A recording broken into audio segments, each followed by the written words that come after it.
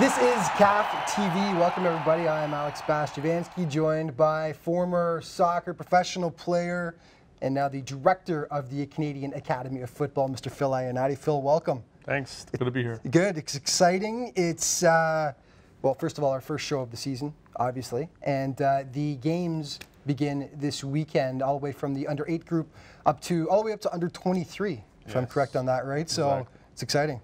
Yeah, we're pretty excited for the upcoming season. All our members are ready for the season. All the kids are excited, hopefully for a great summer season. Good weather so far, so hopefully that continues throughout the year. Well, let's start with the basics here, first of all. For those who are watching and don't know what it is, let's talk about CAF. What is the Canadian Academy of Football? Well, CAF is a development program. It's been worked on for many years, 4 years now, where it's all about providing an opportunity for kids to succeed. It's a pathway. So starting at a young age, right to 23, even to the professional environment. So that's what the vision was from day one: provide a nice, strong development system that we should teach the kids how to, prepare them for professionalism or even scholarship. Well, so that's the idea. This is going to be the fourth season now. Fourth season started in 2012. How did it get started in the first place? Well, it was a group of forward-thinking people that came together and saw a demand. It's all about supply and demand, right? So with academies growing, we went out and partnered with a lot of good people out there who wanted to find a place where we can unite together for a common vision. And it worked. We started from 12 teams and kept growing and seeing growth. And from there, we're going to grow to an astronomical number for this coming year. It's something that we didn't expect, just a quick growth, but something that we're excited about. Well, let's talk about that now. 150 teams in CAF. How many academies do we have now? Close to 28. Close to 28. Yeah. So growth, tremendous growth. Yeah, from 2012 when we had probably about 12 to 14 teams. Again, group of guys, wanted to come together, play some, some games. It's all about development, development games, not so focused on the winning part. So when we, started this, it was the idea behind of how do we find everybody at one facility playing together, enjoying the environment, and just focus on these kids. And that's one of the important things, isn't it? Keeping it at one facility. That when you guys started this, right? Exactly. And then we went from 12 teams to 40 teams to 80 teams last year, and our expectations for the full year right now between indoor outdoor is over 150 teams, which is exciting. Exciting, showing that there is something. First of all, I think we're doing something right. Yep. People are happy about it, and obviously we can always do better. Anything you do in life, you try and figure out what you can do to make yourself that much better, right? And that's what we work with, and we have a lot of good people around us, and you're as good as the people around you. Yeah. So our staff around us that make the events go off without as smooth as we can. You're always gonna have hitches, but it's been good, and we've been learning. It's making us better every year. Growth oftentimes means success. Why do you think you guys have been so successful? What is it about CAF? Well, and I think the one key element was having everyone at one facility.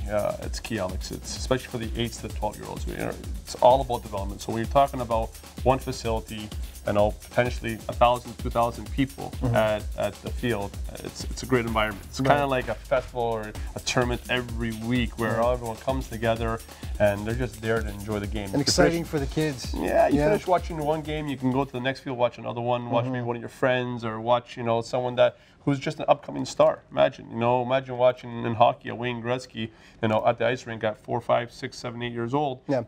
And you're just like, oh, I want to go watch him, see what he's doing. And from there, it motivates you. And I think that's what's helped our younger ages. And as the younger ages grow, our older ones will grow. So it's just a formula for success.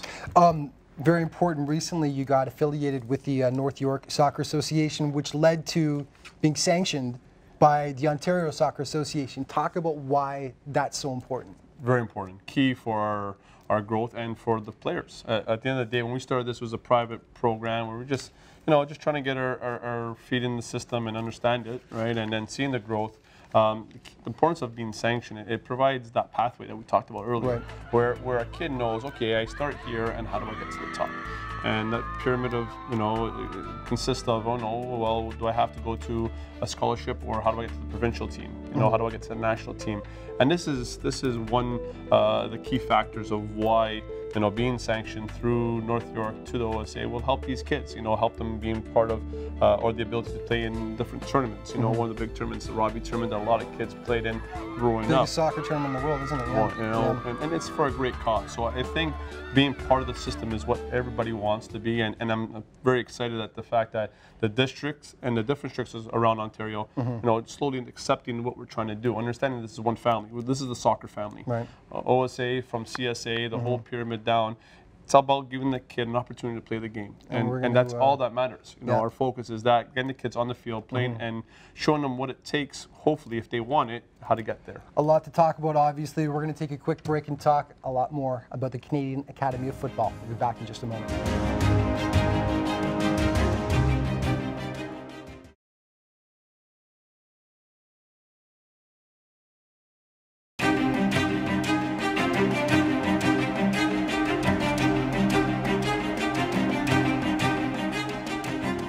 Welcome back to CAF TV. Alex Bastiavansky, joined by CAF Director Phil Iannati. Now, but we'd be remiss if we didn't point out, to find out more about the Canadian Academy of Football and follow us throughout the season, of course, you can watch us here on CAF TV, but also you can go to cafsoccer.com, as you see on the screen there. That's the league website. Also, follow on Twitter, add your 2 cents, at CAF_football, and also we've got a page on Facebook you can check out as well. So lots of different ways you can keep following the Canadian Academy of Football. Phil, as we mentioned, this weekend, upcoming weekend, or when all the games get started, the under-8s all the way up through the under-21s.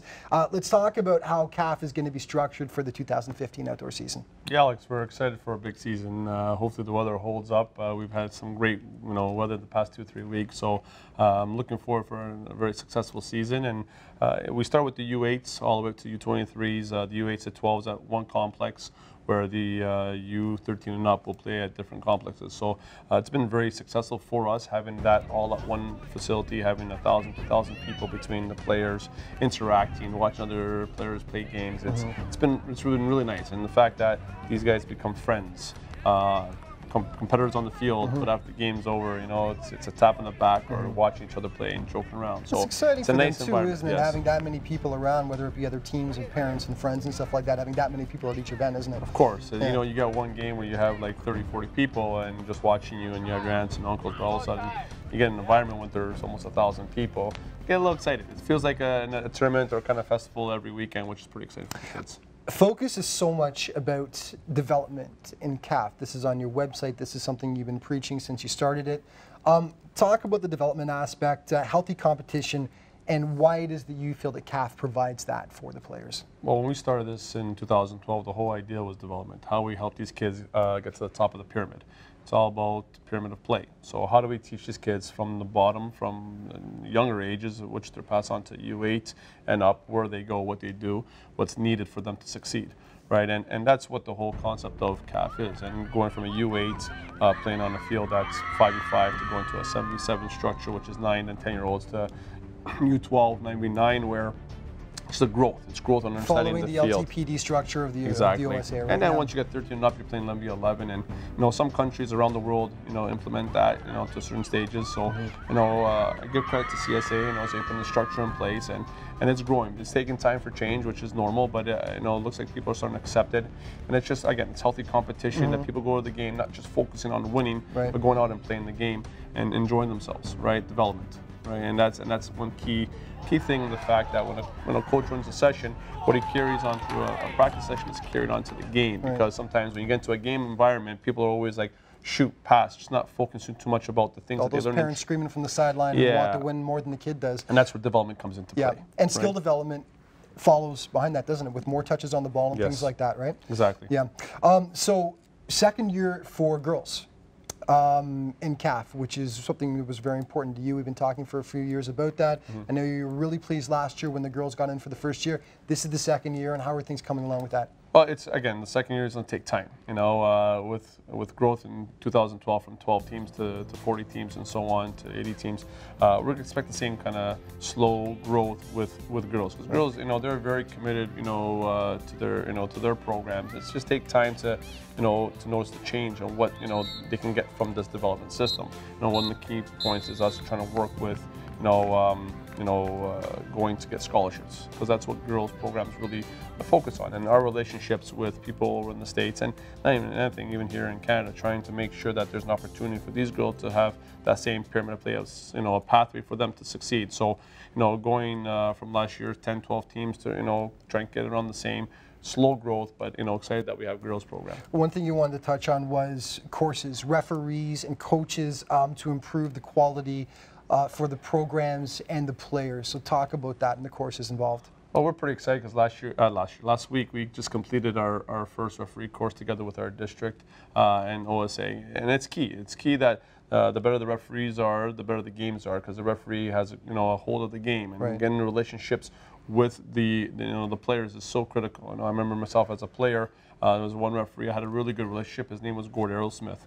And during the game, if you saw myself get out of line because I got frustrated, maybe I threw a tackle and I was maybe thinking something, he actually read my mind of what was going on. And he would say, "Phil, calm down." Right? So and soothe you down. Soothe me down. And that's what that's the difference of a really quality referee who has a manage of the game, who wants the players to play the game and not getting so much involved in everything else, right? So having good courses for the referees, making the referees better, understanding what our development system is and our philosophy will help us. When you touch about coaches, it's critical for us to build relationships with coaches, within obviously Canada. CSA runs their courses, OSA does as well, and international as well. Seeing as many, the more license our coaches have, that means our, players will get better. Why? Because at the end of the day, the coaches are turning around and coaching the players and developing the players. So we really want coaches to develop and get better. Right.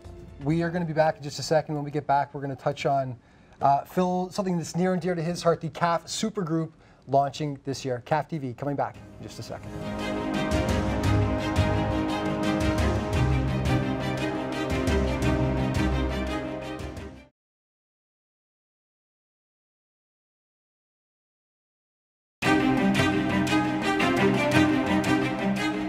Welcome back to CAF TV. Alex Bastiavansky alongside CAF Director Phil Ionati, and of course we are talking about the launch of the 2015 outdoor season for CAF and the launch of a project of Phil's that he's very, very excited about. We're talking about the CAF Supergroup, which gets underway this weekend. Phil, what is the CAF Supergroup? Well, the CAF Supergroup is a group of teams that have been hand-selected to make sure that the quality is of high level, right? Obviously, there's a development part, and part of the development, especially when you get to the older ages, is how do we pass them on to the next level of the pyramid of play? And that to myself, coming from the background of growing through the system, in the 90s, and there was the Toronto Rockets, and that's something you played into the APSL, that turned into the USL.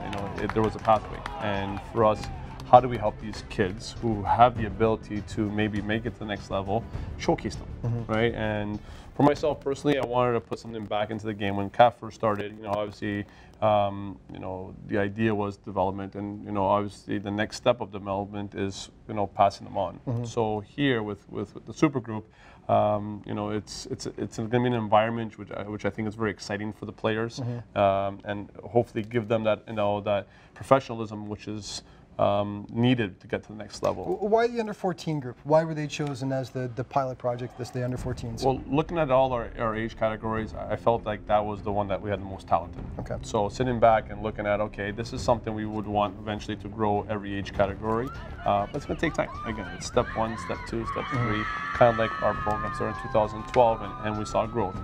With the Supergroup, truly feel that next year it might be 2 ages or 3 ages and continue to grow.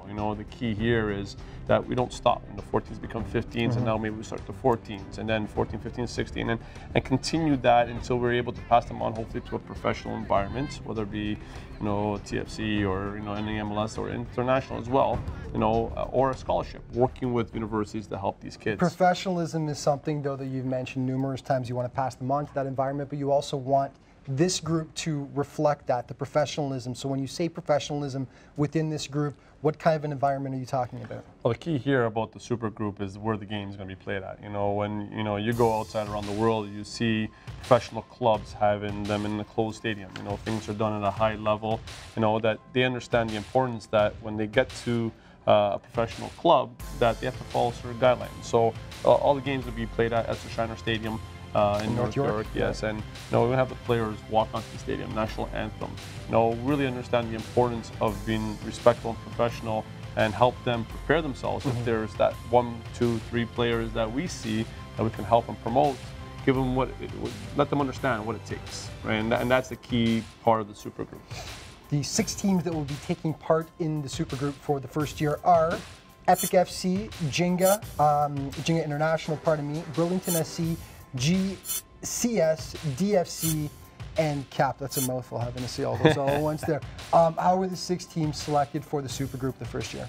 Again, based on quality of the players, watching them through last year, knowing some of the players' talents, and the coaching as well. Some really good coaches that have been part of the program and understanding what it takes to help the players develop. Right. I think with the group of teams that we have here, you're going to see close games. What we don't want to see is teams, because there are some strong teams here. There's teams that can compete. Something I wanted to get in before we forget is you mentioned that Jinga just had something very cool happen to them. Yeah, they signed a partnership or working agreement with Chess Fabregas. So, Kevin DeSerpa, a former national player, professional player, having people like that with that kind of experience is what the super group is about. Absolutely. I'm pretty excited that hopefully we can bring professional players like a Kevin DeSerpa, guys that I know that are trying to get back involved into the game, and they know what it took to get to that next level. Yeah. They played with the provincial team, they played with the national team, they played professional, so they understand the commitment level, the discipline, the respect of not only their teammates, but the field, the game, everything all around. And that's what's exciting about this, and hopefully we can bring more people together who have that kind of experience to help these players, because it's them showing those younger players being mentors is what's going to be the difference for us. What can fans expect then from the super group? We talk about elite. Are these some of the elite under 14 players in the province? Well, I guess you're going to have to tune in or come on and watch a couple of games, so come on, and watch. I'm pretty excited to see them. There's some teams that I know that have some really good players. There's one kid I know for sure. His name is Ronaldo, plays with Epic. A lot of people have commented about him. A lot of these players, some of these players were... I know exactly what you're talking about. He's a character. We interviewed him at the TFC event the other day, so... Yes, yeah, and having people like that, being part of this program who we think have the ability to be part of the national program or play professional is what's exciting to me. And that's when at the beginning we talked about it, what the super group means to me. It has so much personally to me, because I think if we find that talent, can we help them, push them? Because that's what we started this. We want to help our children and any player that wants that opportunity to succeed. We're almost out of time for this segment before we go to break here. I just want to mention some of these games will be broadcast on Rogers Television. Now, how do you find out about that, of course? Well, you can check the Rogers website. You can check the CAF website at cafsoccer.com. But it's going to be really exciting. And yeah, CAF broadcasts on Rogers, not just a television show, but games as well. CAF TV will be back in just a moment.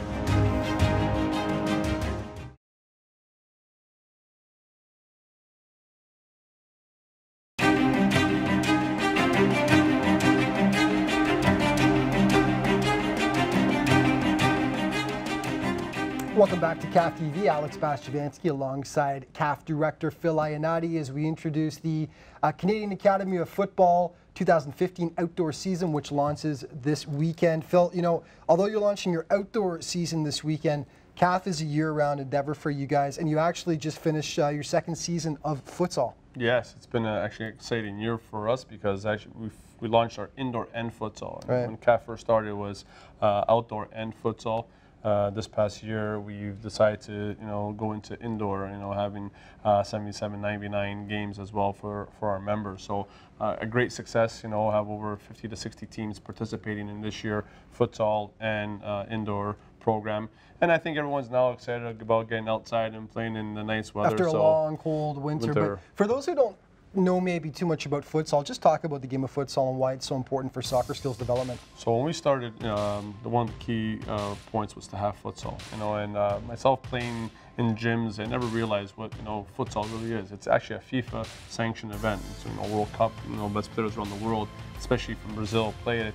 South Americans are fantastic at it because the ball skills, right? So the soccer ball skills are so critical, and when I started watching the games and seeing that the movement off the ball, triangles, quick decisions, triangles everywhere, movement off the ball was amazing. So that's brought into outdoor, right? And especially for, again, we're talking about player development. Kids are going from futsal, which is 4v4, 4 plus a goalie, 5v5, Right. and then carry that into outdoor for U8s. It's good, and 7v7. It just continues for the structure. So we're really excited about futsal. We had a really good person who was involved with us for many years, Roy Blanche, and a part of the national program. And having people like that with that kind of experience only helps the program, helps the kids develop, and that's something key for us that we want to grow in futsal, because we really think that's, the new and upcoming game in Canada for sure. We've been watching footage I've been showing here of one of the futsal events that I went to and recorded for CAF, and it was phenomenal. Great atmosphere, lots of people in the crowd. Let's just skip ahead here to, you wanted to talk about some of the important partnerships that CAF has developed over the last couple of years. Talk about that for a second. Yeah, for us it's key that, working with universities or working with professional clubs. Recently this year we're working together with Toronto FC.